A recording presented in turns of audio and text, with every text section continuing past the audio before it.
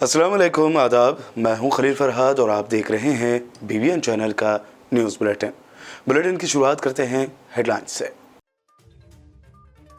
मुबैना अडानी घोटाला मामले को लेकर सीएम केसीआर ने मोदी हुकूमत को घेरा। कहा, दाल में कुछ काला नहीं है तो ज्वाइंट पार्लिमानी कमेटी इस मामले पर बिठाई जाए।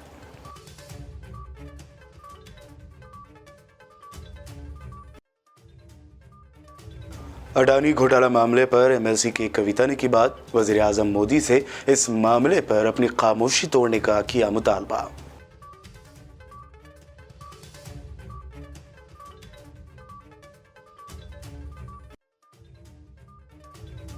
हिंडनबर्ग की रिपोर्ट को लेकर मोदी हुकूमत के खिलाफ कांग्रेस का मुल्की धरना। हैदराबाद के गन फाउंड्री में कांग्रेस कारकुनों ने किया अडानी घोटाले की तहकीकात का पुरजोर मुतालबा।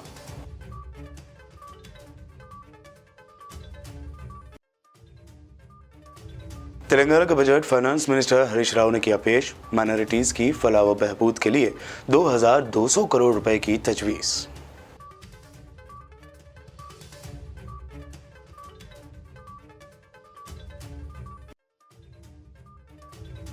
कांग्रेस की हाथ से हाथ जोड़ो मुहिम तेलंगाना में जारी। तेलंगाना कांग्रेस इंचार्ज मानिक राव ने कहा, मोदी हुकूमत की आवाम दुश्मन पॉलिसियों को आवाम के सामने रखें।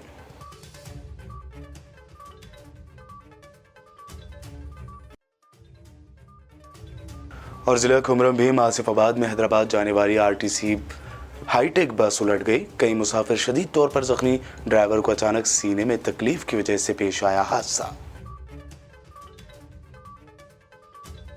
ये थी हेडलाइंस। बढ़ते हैं खबरों की तफसील की जानिब। सीएम केसीआर ने अडानी ग्रुप घोटाले को लेकर PM मोदी से मुतालबा किया कि उसके खिलाफ ज्वाइंट पार्लिमानी कमेटी बिठाई जाए।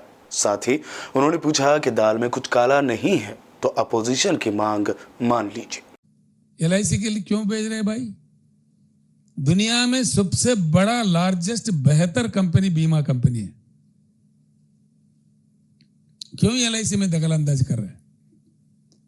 एक तरफ से अदानी के इन्वेस्ट करो, 87,000 करोड़ इन्वेस्टेड इन अदानी। झूठा उनको प्रेशर डाल के आज स्टेटमेंट दिलवाया जा, नहीं हमारा कोई घाटा नहीं हुआ, कोई नुकसान नहीं हुआ, देश को गुमराह करने के लिए। क्या बात है? वो आ जाएगा, सब कुछ आ जाएगा। कोई नुकसान नहीं हुआ, कोई खराब नहीं हुआ तो पार्लियामेंट में डिमांड कर रहे हैं विपक्षी दल, क्यों नहीं मान रहे? सरकार को मानना चाहिए। चर्चा करो पार्लियामेंट में, ज्वाइंट पार्लियामेंट्री कमेटी डालो। अगर दाल में कुछ काला नहीं है तो मैं प्रधानमंत्री जी से आग्रह करता हूं, बिल्कुल इतना बड़ा घोटाला हुआ है, एक हफ्ते भर में 10 लाख करोड़ का उनका एक भस्मीकरण जैसा बात हो गया है। 10 लाख करोड़ छोटी बात नहीं होती है, जिसमें हमारे इंडियन बैंकिंग व्यवस्था पूरा इन्वॉल्व है, LIC इन्वॉल्व है, वो जनता का पैसा है, जनता का इन्वेस्टमेंट है। सोचता सारा देश आक्रोशित है इस बात से, तो इसलिए बाज़ाब्ता चर्चा करो पार्लियामेंट में, ज्वाइंट पार्लियामेंट्री कमेटी बिठाओ, या आपको दोषी ठहराना पड़ेगा, देश आपको दोषी मानेगा, मान के ही चलेगा। बिल्कुल आप ही को दोष देंगे, देश देना ही पड़ेगा मजबूरन। फिर क्या करें, किसको दोष दे? सभी जानते हैं मिस्टर अदानी आपके मित्र है, आपके बदौलती वो इतने बड़े हैं। कोई मामूली बिजनेसमैन 2 साल के अंदर दुनिया का 2 नंबर पे आ जाएगा, नंबर 2 बिलियनियर इन फोर्ब्स लिस्ट। ये पॉसिबल है, संभव है? किसी मामूली बिजनेसमैन को संभव हो जाएगा? बिल्कुल सब जानते हैं, बात को आप नहीं छुपा सकते। बेटर यह है कि अगर आप सच्चे हैं तो ज्वाइंट पार्लियामेंट्री कमेटी के लिए मान जाइए, सभी हमारे पार्लियामेंट मेंबर ही रहेंगे उसमें। आपका क्या जाना है उसमें? क्यों? और LIC को हम साफ सीधा कह रहे हैं, LIC के कर्मचारियों को, LIC के एजेंट्स को 25 करोड़ जो जनता LIC में खाता अपने खुले हुए हैं, उनको हम आश्वासन दे रहे हैं, चाहे मोदी सरकार उसको प्राइवेट कर दिए, लेकिन LIC को। BRS MLC की कविता ने आज मीडिया से बात करते हुए अडानी घोटाले मामले पर बात की। उन्होंने वज़ीर आज़म नरेंद्र मोदी से मुतालबा किया कि वो इस मामले पर अपनी खामोशी तोड़ें। अजीब हालत है। अदानी जी के बारे में किसी को भी हम सवाल करते हैं तो सभी लोग बोल रहे हैं all is well, all is well, all is well का एक जवाब मिल रहा है। फाइनेंस मिनिस्टर जी बोलती है सब कुछ ठीक है, मिनिमम लिमिटेड एक्सपोजर है, और RBI बोलती है ऑल इज वेल, और सेबी तो आज तक अदानी जी का नाम ने भी नहीं लिया है, और एसबीआई, पीएनबी, जितने भी बैंक्स ने अदानी जी को लोन दिया वो सभी बोल रहे हैं all is well, all is well. ये पता नहीं ऑल इज वेल का मंत्रा क्यों है, क्यों चल रहा है इस गवर्नमेंट में, क्योंकि दुनिया भर के अखबारें आज फ्रंट पेजेस पे लिख रही है कि किस सरकार के मदद से अदानी जी 60,000 करोड़ से 10 लाख करोड़ तक का अपना व्यापार का साम्राज्य का विस्तार किया है, वो आज सिर्फ 10 दिन में आधा हो गया है। 23 जनवरी को अदानी जी का शेयर वैल्यू 3,436 रुपीज था। आज हेडनबर्ग रिपोर्ट के बाद फरवरी 6 के दिन उनका शेयर का वैल्यू 1,400 रुपीज को गिर गया है। जब शेयर वैल्यू किसी कंपनी का इतना गिर जाता है और 10 लाख करीब संपदा देश की इवेपोरेट हो जाती है, फाइनेंस मिनिस्टर कैसे कह रहे हैं कि ऑल इज वेल? क्यों प्रधानमंत्री जी आज तक चुप्पी साधे हैं? हमारी बीआरएस पार्टी की डिमांड है, आप ज्वाइंट पार्लियामेंट्री कमेटी का गठन करो, सारे दल के पार्लियामेंट मेंबर उसमें होंगे, एक इंक्वायरी बैठना चाहिए। जिस तरीके के देश का नुकसान हो रहा है, देश के लोगों को बोलना चाहिए। और मेरी डिमांड है, विनम्र डिमांड है प्रधानमंत्री जी से, आप अब तो कुछ कहिए, आपके मन में क्या है अब तो बताइए। बिजनेसमैन गौतम अडानी की कंपनी को लेकर हिडनबर्ग की रिपोर्ट पर वज़ीर-ए-आज़म नरेंद्र मोदी से सवाल पूछते हुए कांग्रेस ने मुल्कीर धरने शुरू कर दिए हैं। इसी के तहत हैदराबाद की गन फाउंड्री में एसबीआई हेडक्वार्टर के सामने खैरताबाद जिले के डीसीसी सदर रुबेन रेड्डी की क़यादत में कांग्रेस कारकुनों ने धरना दिया है। इस दौरान मुतालबा किया गया कि अडानी के घोटाले की तहक़ीक़ात की जाए। कांग्रेस ने दावा किया कि इस घोटाले के खिलाफ कांग्रेस का एहतजाज उस वक्त तक जारी रहेगा जब तक ज्वाइंट पार्लिमानी एक्शन कमेटी पार्लियामेंट में तहक़ीक़ात की मंजूरी नहीं दे देती।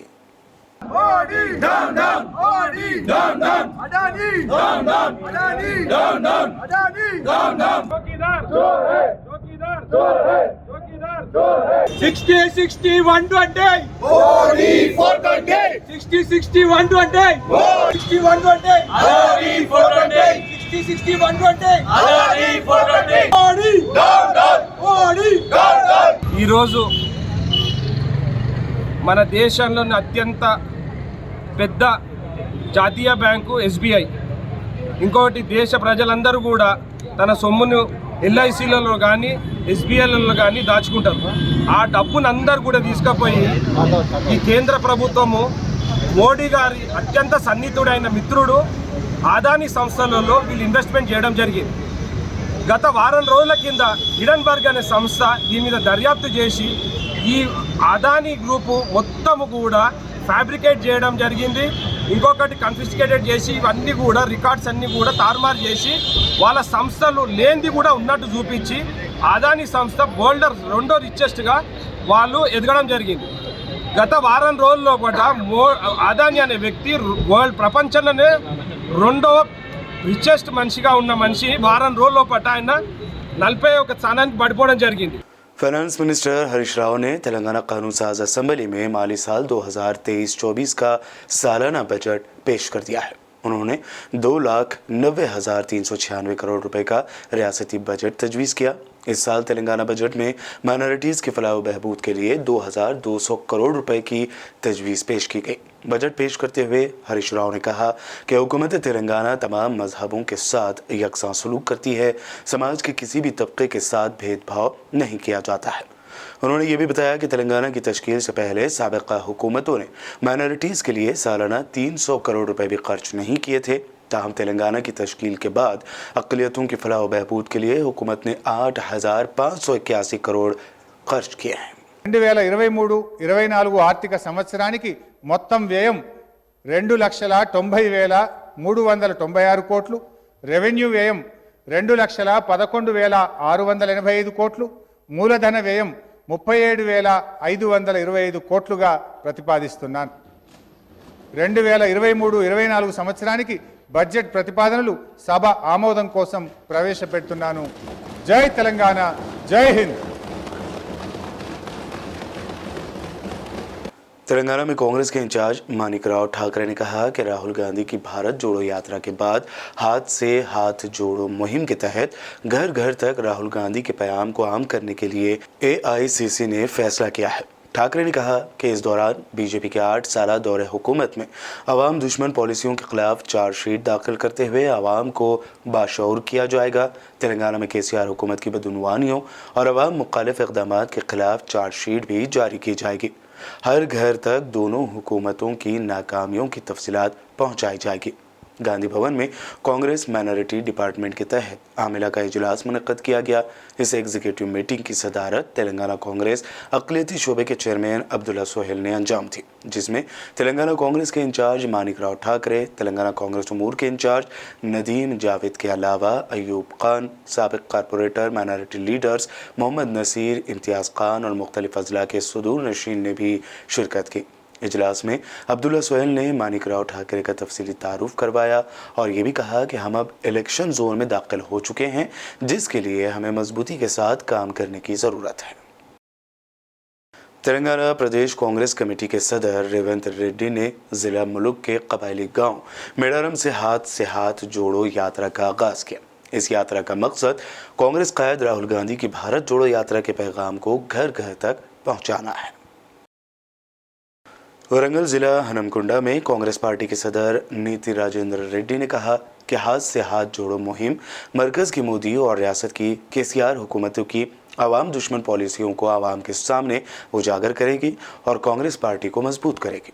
उन्होंने शहर वरंगल के 29वें डिवीज़न रमनापेट में हाथ से हाथ जोड़ो मुहिम का आगाज़ किया और रमनापेट इलाके की गलियों में एक प्रोग्राम करते हुए कांग्रेस पार्टी के नज़्म व नस्क़ के बारे में आवाम को वाकिफ़ करवाया।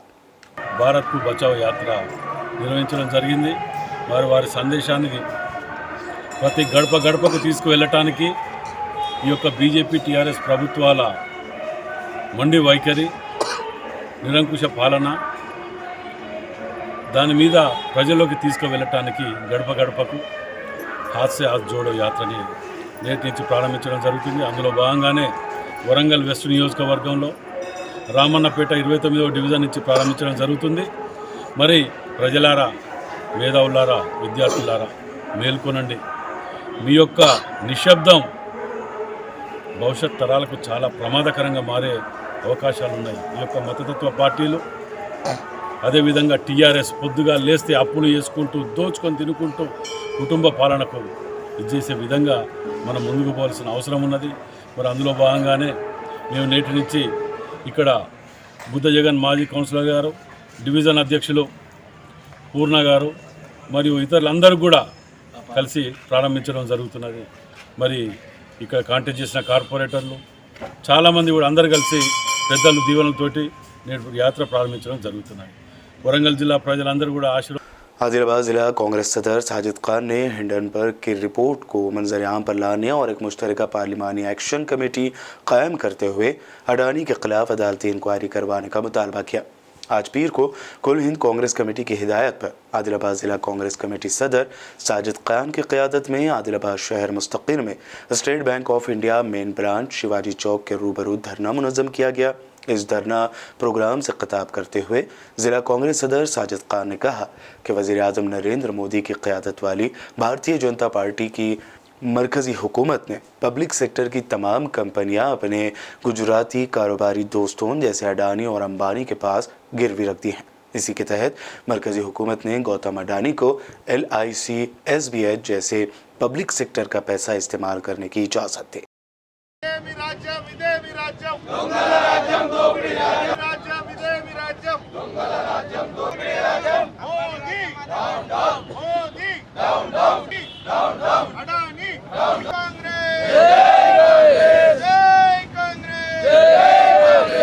ఒక 2014 కైనా ముందు ఒక సామాన్యుడు అంటే ఒక చిన్న బిజినెస్ మ్యాన్ ఆఫ్టర్ 2014 ఈ అడానీ దేశంలో నంబర్ 1, నంబర్ 3, నంబర్ 2లో ఎట్లా వచ్చిందంటే మన సంపద, మన ఇన్ని సంస్థలు ఉన్నాయి, గవర్నమెంట్ సంస్థలు అన్నీ అడానీకి బీజేపీ గవర్నమెంట్ మోదీ గారు వాళ్లకు అప్పగిస్తున్నారు।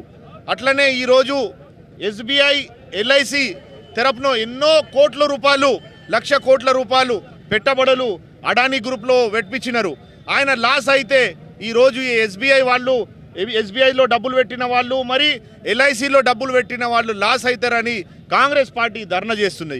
వీళ్ళ ఉద్దేశం ఒక్కటే, బిఫోర్ ఇండిపెండెన్స్ మనము బ్రిటిష్ ఎట్లా పాలించినారో మనకు అట్లనే ఈ అడానీ అంబానీ బాబా రామ్దేవ్ ఇట్లా పెద్ద పెద్ద సంస్థలు మనకు గులాంగిరి చేసి వాళ్ళు కావాల్సిన రేటు మనకు జియో ఒక 2014 కైనా ఏం రేటు ఉండే, ఈరోజు ఏం రేటు ఉన్నది, డీజిల్ రేట్ ఏమున్నది, పెట్రోల్ రేట్ ఏమున్నది, గ్యాస్ రేట్ ఏమున్నది, మరి వంట నూనె రేట్ ఏమున్నది, ఇవన్నీ అడానీ అంబానీ వాళ్ళ చేతిలో ఉన్నది. వాళ్ళు రైల్వే ప్లాట్ఫామ్ ఎవరికి అమ్ముతున్నారంటే అడానీకి. మీరు మన ఎయిర్పోర్ట్ ఎవరికి అమ్ముతున్నారే ఆ అడానీకి. అంటే మన ఎల్ఐసి అయినా కానీ బిఎస్ఎన్ఎల్ అయినా కానీ ఏదైనా కానీ వీళ్ళకి అప్పగిస్తున్నారు. అందుకే కాంగ్రెస్ పార్టీ ఒకటే డిమాండ్ చేస్తుంది, ఇప్పుడు ప్రభుత్వ సంస్థలు లేకుంటే మా పిల్లలకు గవర్నమెంట్ జాబ్ ఎక్కడి నుంచి దొరుకుతుంది? అన్ని ప్రైవేటీకరణ చేసి ఈ ప్రైవేట్ వాళ్ళని ఒక సామాన్య మనిషిని మీరు వరల్డ్లో సెకండ్ థర్డ్ పొజిషన్లో తీసుకొచ్చినారంటే మన జీడిపి లాక్డౌన్లో ఎంత పడిపోయింది, అదే లాక్డౌన్లో ఈ అడానీ అంబానీ సంపదన వీళ్ళు పెరిగినారు. ఎట్లా పెరుగుతారు?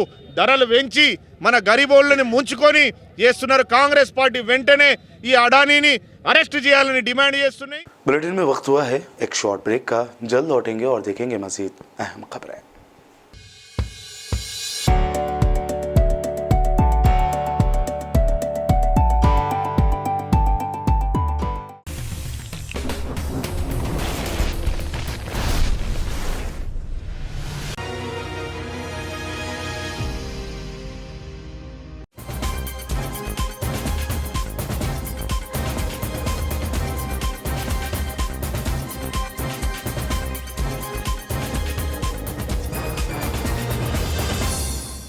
ब्रेक के बाद देखते हैं मजीद अहम खबरें। तेलंगाना आदिवासी कबायली एसोसिएशन के रियासती सदर एम बाबूराव ने एतराज़ जाहिर करते हुए कहा कि मरकज़ की मोदी हुकूमत ने कबायलियों की फलाह व बहबूद को मुकम्मल तौर पर नज़रअंदाज किया है, जो मुल्क की आबादी का 8.6% है।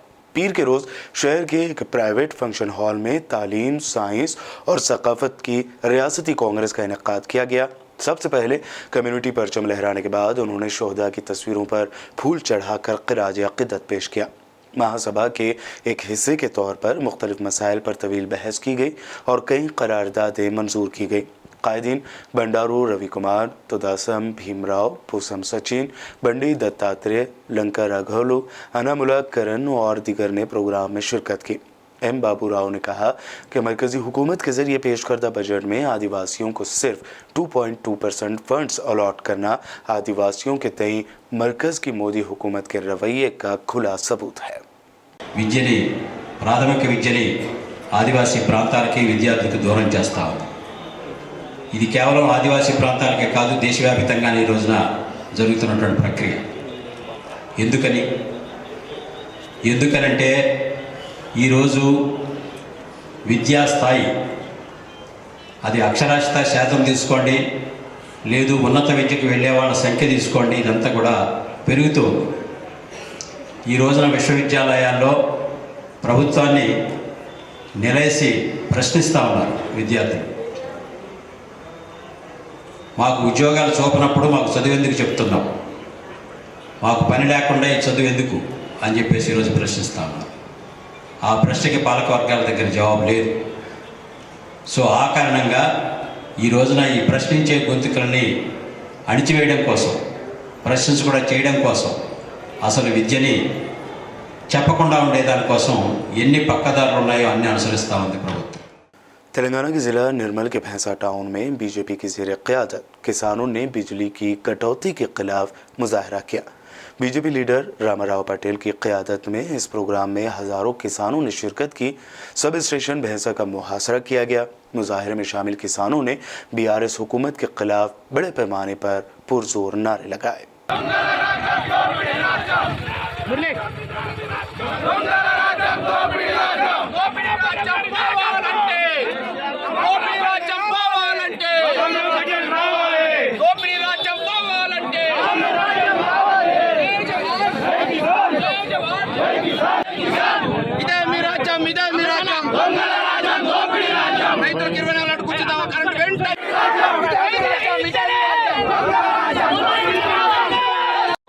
ఒకరికి ఒక రకంగా ఉంటాయి. కొందరికి ఇక్కడ శనగలు ఉంటాయి, మక్కలు ఉంటాయి, అవతల పోతే ఉంటాయి. మొత్తం డ్రై ల్యాండ్ శనగలు ఉంటాయి. ఆ దాని ప్రకారం కాప్ ప్యాటర్న్ ప్రకారం టైమింగ్స్ అడిగినాము, అదే ప్రకారం చేస్తాము. ఇక్కడ ఎక్కువ ఇవ్వడానికి ఇచ్చేస్తున్నారు. గత 2 వారాల నుంచి మా ముదోల్ నియోజకవర్గంలో కరెంటు కోతలు ఎక్కువ అవుతున్నాయి. మేము ప్రభుత్వంకు ఒకటే డిమాండ్ చేస్తున్నాము, నువ్వు ఇచ్చిన హామీ 24 గంటలు ఇవ్వకుండా పొద్దున్న దాకా 4 గంటలు ఇచ్చి రైతులు మోసపోతున్నారని మేము ప్రభుత్వంకు డిమాండ్ చేస్తున్నాము. ఖచ్చితంగా నువ్వు ఏదైతే హామీ ఇచ్చావో ఆ 24 కరెంటు మాకు ఇవ్వవలసిందే. ఎందుకంటే ఈరోజు రైతు మొక్కజొన్న పెట్టుకొని అదేవిధంగా వరి పంట పెట్టుకొని మోసపోతారు, ఈడు తక్కువ వస్తుంది. రైతులే రాజ్యమని అంటాం, రైతులే మన పొట్టకిచ్చే అన్న అంటాం. వాళ్ళకే మోసం అయితే నువ్వు మన తెలంగాణకు ఏం చేస్తావు అని మేము సవాల్ చేస్తున్నాం. నువ్వు నిన్న పోయి మహారాష్ట్రలో మేము 24 గంటలు కరెంట్ ఇస్తున్నాము, మన ఎత్తిపోతల పథకం ఇస్తున్నాం. ఎత్తిపోతల పథకం కూడా బంద్ ఉన్నది, 24 గంటలు కూడా బంద్ ఉన్నది. దొంగ మాటలు మాట్లాడి కేసీఆర్కు గద్దెదించుడు అవసరం ఉంది అని మేము తెలియజేస్తున్నాను. ఎప్పటి వరకు నువ్వు 24 గంటలు కరెంట్ ఇవ్వవు, అప్పటి వరకు మేము ఉద్యమం చేస్తాము, ప్రగతి వన్ కూడా ముట్టడి చేస్తామని తెలియజేస్తూ ముగిస్తున్నాను. ख़वातीन के ग्रुपों के वाजिबात की फौरी अदायगी का मुतालबा करते हुए BJP Kamareddy assembly incharge KP Venkataramana Reddy की क़यादत में आज म्यूनसिपल दफ्तर में सड़क पर मारो मारो प्रोग्राम का इनेकाद किया गया। इस अनोखे प्रोग्राम के दौरान ख़वातीन ने सड़क पर खाना पकाया और खाना भी खाया। इसके बाद वेंकटरमणा रेड्डी ने कहा कि ये अफसोसनाक है कि ख़वातीन की तंजीमों की वजह से बिला सूद कर्ज़ों, श्रीनिधि सूद के बकायाजात और अबिया हस्तम की रकम की अदायगी के लिए गुज़िश्ता 1 हफ्ते से सड़क पर आने वाली हज़ारों ख़वातीन को हुकूमत ने कोई जवाब नहीं दिया। उन्होंने ये भी कहा कि माचारेड्डी, रामारेड्डी और कामारेड्डी मंडलों के APM पर हमला करना एक शर्मनाक काम है, जिन्होंने न सिर्फ रद्दअमल जाहिर किया बल्कि एहतजाजी प्रोग्राम में भी शिरकत की। కామారెడ్డి నియోజకవర్గంలో 52 కోట్ల రూపాయలు ఇవ్వాల్సి ఉంది. నిజామాబాద్ కామారెడ్డి జిల్లాకి 150 కోట్లు రావాల్సి ఉంది. ఇవాళ మహిళా సోదరి మహిళలందరూ మా అక్క చెల్లెళ్ళు అవ్వాలందరూ కూడా ధర్నా కార్యక్రమంలో వేలాదిగా పాల్గొంటాయి. అక్కడ ఉన్నటువంటి APMలను, ఉద్యోగస్తులను అందరినీ కూడా అధికారులను ట్రాన్స్ఫర్ చేసే పరిస్థితికి రాజకీయ నాయకులు ఒత్తిడి చేస్తున్నారు. అది సబబు కాదు. కలెక్టర్ గారు ఏ APM ఆపినా, ఏ CC ఆపినా, ఏ బుక్ కీపర్ ఆపినా, ఏ CL ఆపినా మహిళా సోదరిమణులు మా అక్క చెల్లెళ్ళు ఆగే పరిస్థితి లేదు. వాళ్ళని అలాగే ట్రాన్స్ఫర్ చేశారా? మరి మహిళలకు, మా అక్క చెల్లెళ్లకు, తల్లులకు రావాల్సిన డబ్బులు న్యాయంగా డిమాండ్ చేసి అడిగితే ఇవాళ ఇవ్వలేని పరిస్థితిలో ఉన్న ప్రభుత్వం, చేతగాని ప్రభుత్వం ఇవాళ ఇస్తామని అనౌన్స్ చేయాల్సింది పోయి ఇవాళ వాళ్ళందరినీ ట్రాన్స్ఫర్ చేసే పరిస్థితికి వచ్చింది.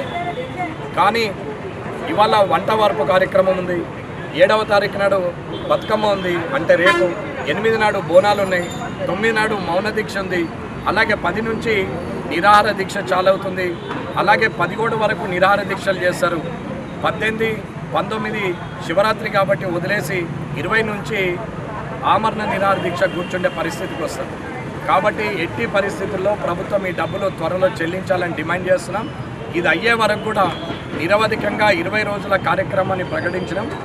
ఇది రాష్ట్ర స్థాయిలో ఉన్న మహిళా సోదరు అందరూ కూడా हैदराबाद की पहाड़ी शरीफ रोड वादी हुदा के मुस्लिम जनरल हॉस्पिटल में 6 फरवरी तक 17 फरवरी माहिर डॉक्टरों के जरिए मुफ्त मुआयना कैंप रखा गया है। जिम्मेदारान ने आवाम से ख्वाहिश की है कि वो इस कैंप से भरपूर फ़ायदा उठाएं।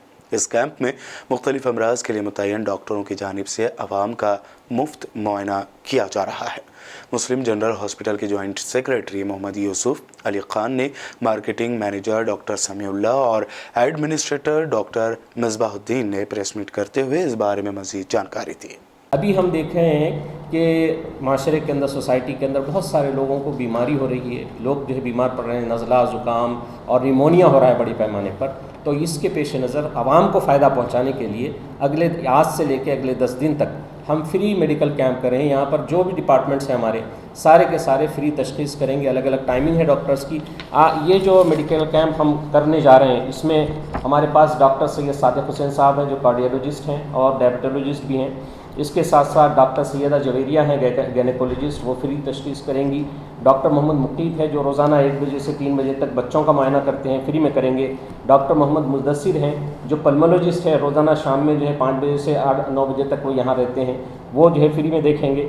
एक डॉक्टर सैफुल हक अमानी साहब हैं जो ऑर्थोपेडिक बेहतरीन ऑर्थोपेडिक सर्जन हैं, जो हर मंगल, चारशुमा, जुमा और हफ्ते को 2 बजे से 5 बजे तक यहाँ पर अवेलेबल रहेंगे। डॉक्टर उमर बिन हसन है, सर्जन है, ये रोज़ाना शाम में 6 से 8 बजे यहाँ पर वक्त दे रहे हैं। और एक डॉक्टर वसीम अहमद हैं, ये ENT हैं जो हर हफ्ते को 3 बजे से 5 बजे तक यहाँ पर वक्त दे रहे हैं। इसके अलावा इस 10 रोज़ा कैंप में डॉक्टर हफ्सा फारूकी है जो डेंटल फिजिशियन है। ये हॉस्पिटल एक ख़ास मकसद के लिए क़ायम किया गया है।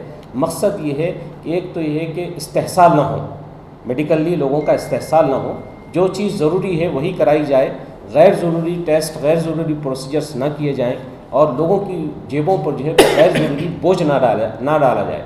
ये मकसद के लिए ये दवाखाना क़ायम किया गया है। ये गरीबों के लिए भी है, अमीरों के लिए, समाज के हर तबके को फ़ायदा पहुँचाने के लिए, इस्तेहसाल से बचाने के लिए ये हॉस्पिटल क़ायम किया गया है। ये हॉस्पिटल 24 घंटे, कैंप की टाइमिंग जो है सुबह 10 बजे से 5 बजे तक है। कितने बेडेड हॉस्पिटल है जी? ये 50 बेडेड हॉस्पिटल। सुबह 10 बजे से रात के 10 बजे तक ये फ्री कैंप अवेलेबल रहेगा। मेडिसिन कुछ मेडिसिन फराम करेंगे सेलेक्टेड में। कैंप में आए निकला तो लोग एडमिट करो, डिस्काउंट वगैरह है? हाँ, डिस्काउंट है। देखिए, हम लोग जो यहाँ पर चार्जेस कर रहे हैं, ले रहे हैं, ये उतने हैं जो हॉस्पिटल चलने के लिए ज़रूरी है। सेल्फ सफिशिएंट मॉडल पे हम ये चला रहे हैं। इसके रेट सारे के सारे आप अंदर घुसते ही सामने पूरा पब्लिश किया हुआ है, हमारे पास छपा हुआ है, छुपा हुआ कुछ भी नहीं है। आप वो उसकी फ़ोटो ले सकते हैं, वो सारे रेट्स मौजूद हैं। ICU के क्या हैं, आपके पास इनपेशेंट जनरल वार्ड के क्या हैं, रूम के क्या हैं, सब लिखे हुए हैं। डेट मेंशन करिए सर, कौन सी डेट से कौन सी डेट तक? ये जो कैंप है आज 6 फरवरी 2023 से स्टार्ट है और 17 फरवरी 2023 तक ये कैंप चलेगा। ज़हीराबाद में वाक़ कदीम दरगाह हज़रत सैयद अब्दुल अज़ीज़ क़ादरी शहीद बगदादी रहमतुल्लाह अलैह के 434वें उर्स शरीफ यहाँ मनाया गया। महला गढ़ी में वाक़ खानक़ाह क़ादरिया से जुलूस संदल माली निकाला गया, जो बड़ा बाज़ार से होता हुआ कौमी शाहराह से गुजरता हुआ रफ़ाया फ़ुक़रा के साथ दरगाह शरीफ पहुँचा। दरगाह के सज्जादा नशीन अलहाज सैयद शाह यूसुफ़ुद्दीन क़ादरी साहब ने मरासिम संदल अदा किए और बातज़ान सज्जादा नशीन अलहाज सैयद यूसुफ़ुद्दीन क़ादरी साहब ने अपने फ़र्जंद अकबर सैयद शाह रिजवान क़ादरी को खिलाफत जानशीनी बदस्त सज्जादा व बरादरी महफिल रूबरू अंजाम दिए, जिसके बाद दरगाह की सहन में महफिल समा का भी इनेकाद अमल में आया। ज़िला कुमरम भी आसिफाबाद में हैदराबाद के लिए रवाना होने वाली RTC हाईटेक बस के उलट जाने से कई मुसाफिर शदीद तौर पर ज़ख्मी हो गए। पीर की सुबह 6 बजे आसिफाबाद से हैदराबाद के लिए रवाना होने वाली एक RTC हाईटेक बस आसिफाबाद के पेदावगु ब्रिज के करीब में वाक़ अय्यप्पा स्वामी मंदिर के सामने उलट गई। बस में सवार 7 मुसाफिरों को मामूली चोटें आईं, जिसमें 2 मुसाफिर शदीद तौर पर ज़ख्मी हो गए। मुसाफिरीन को फौरी तौर पर हॉस्पिटल मुंतकिल किया गया, जहां उनका इलाज किया जा रहा है। बस के मुसाफिरों के बयान के मुताबिक ड्राइवर के सीने में अचानक शदीद दर्द की वजह से यह हादसा पेश आया। दर्द बर्दाश्त न होने पर ड्राइवर ने बस से बाहर छलांग लगा दी थी, जिसके बाद बस उलट गई। नाचाराम मेन रोड पर हुए भयानक सड़क हादसे में एक खातून बरसर मौका हलाक हो गई। नाचाराम पुलिस मौके पर पहुंची और नाश को पोस्टमार्टम के लिए अस्पताल भेजा गया। पुलिस नाश की शनाख्त करने में मसरूफ़ है। अजीम तर वरंगल बल्दिया को चंद साल कबल स्मार्ट सिटी का दर्जा दिया गया था और शहर की तरक्की के लिए सालाना 300 करोड़ रुपए मरकजी हुकूमत की जानिब से जारी किए जाने का भरपूर तयक़ुन भी दिया गया। ताहम आज वरंगल शहर के अहम सड़कों पर गुजरना ही महाल हो चुका है। रास्ता चलने वालों को धूल भरी सड़क से गुजरना पड़ रहा है। गाड़ियों के आमदोरफ्त से उठने वाली धूल संगीन बीमारियों का सबब बन सकती है। ज़राए के मुताबिक बल्दी हुकाम से मालूम करने पर पता चला कि कई तामीरात के बिल्स जो कॉन्ट्रैक्टर्स टेंडर्स के ज़रिए तामीरी काम अंजाम दे चुके हैं, उन्हें मुताल्लिक़ा बिल्स हासिल नहीं हुए और अजीम तर बल्दिया वरंगल में कोई भी कॉन्ट्रैक्टर सिविल वर्क अंजाम देने के लिए तैयार नहीं है।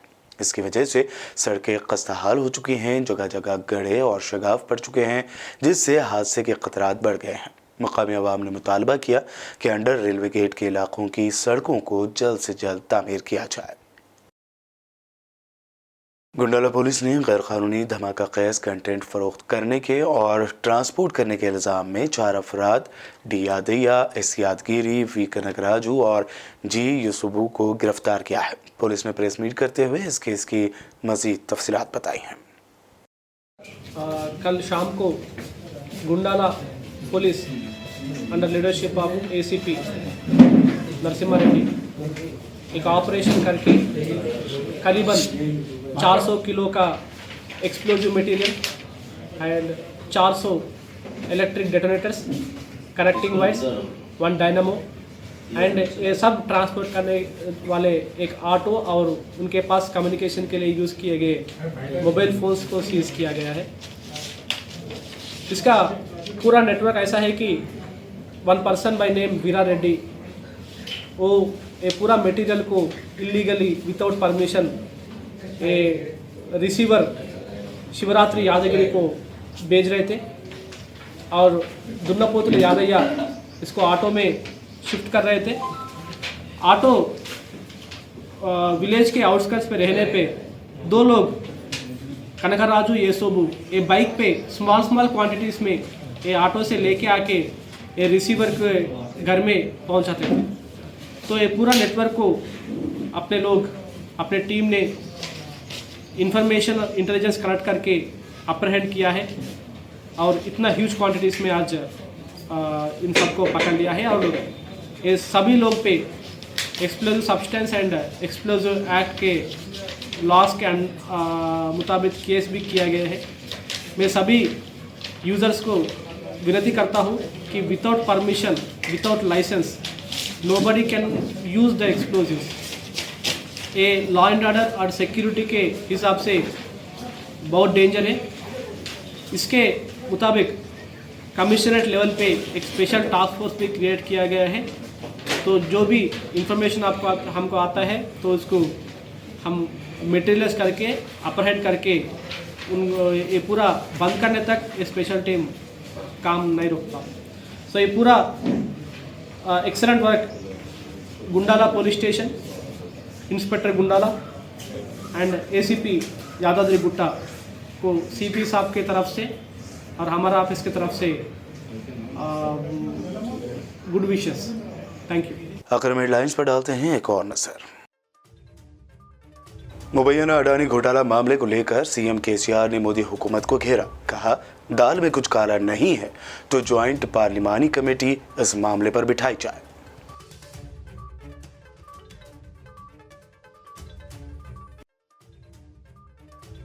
अडानी घोटाला मामले पर एमएलसी की कविता ने की बात। वजीर आजम मोदी से इस मामले पर अपनी खामोशी तोड़ने का किया मुतालबा।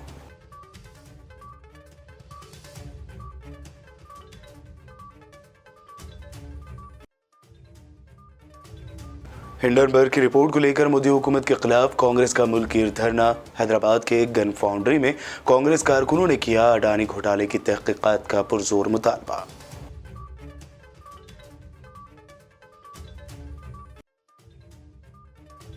तेलंगाना का budget finance minister Harish Rao ने किया पेश। माइनॉरिटीज की फलाह व बहबूद के लिए 2200 करोड़ रुपए की तजवीज़।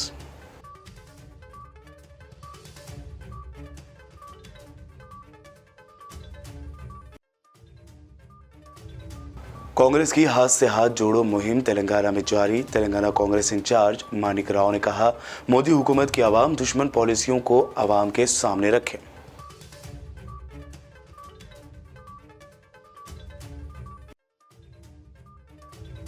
और जिला कुमरम भीम आसिफाबाद में हैदराबाद जाने वाली आरटीसी हाईटेक बस उलट गई। कई मुसाफिर शदीद तौर पर जख्मी। ड्राइवर को अचानक सीने में तकलीफ की वजह से पेश आया हादसा। ये थी आज दिन भर की अहम खबरें। मज़ीद दिलचस्प प्रोग्राम्स के लिए देखते रहिए बीबीएन चैनल। बीबीएन चैनल के व्यूअर्स के लिए एक अहम इत्तला। अब बीबीएन चैनल का टेलीकास्ट भारत भर में हो रहा है। हमारे व्यूअर्स भारत में कहीं भी टीवी पर अब बीबीएन चैनल देख सकते हैं। स्क्रीन पर बीबीएन चैनल की टेलीकास्ट डिटेल्स दस्तयाब हैं।